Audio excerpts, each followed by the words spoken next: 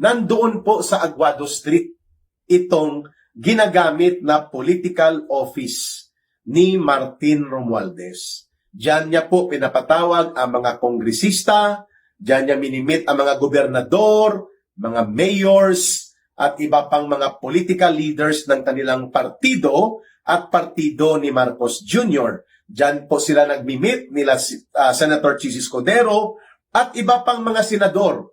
Mayroon pala siyang secret office in the palace, itong Aguado Street.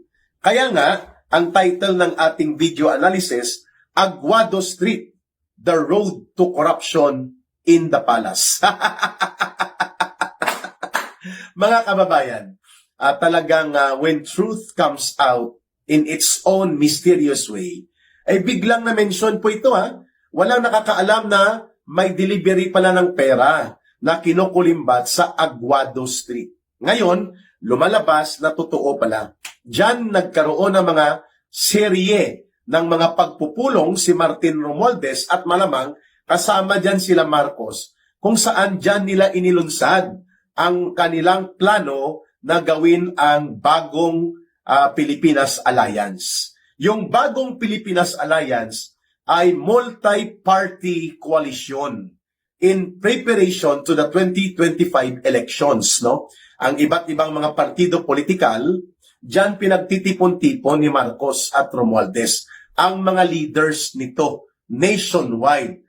At alam po natin yan sa kalakaran ng mga laro ng maruruming politika, may take home in the bag po yan.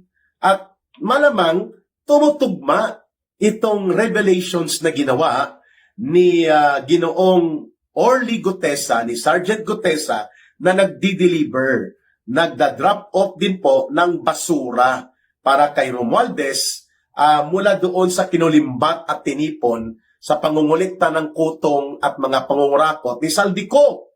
Sapagkat diyan nga pinagpupulong-pulong, tinitipon-tipon ang mga gobernador, mayors, at mga kongresista na iba pa na hindi masyadong dikit sa sindikato na gang ni Romualdez at ni Saldico, doon inihilot-hilot. Kaya nung nakaraang, I think that was March, mga kababayan, may isang video na lumabas na nagsasalita si Martin Romualdez na iniingganyo niya ang more than 200 leaders ng kanilang alyansa sa bagong Bagong Pilipinas para sa senatorial candidates nila na dapat mag-landslide.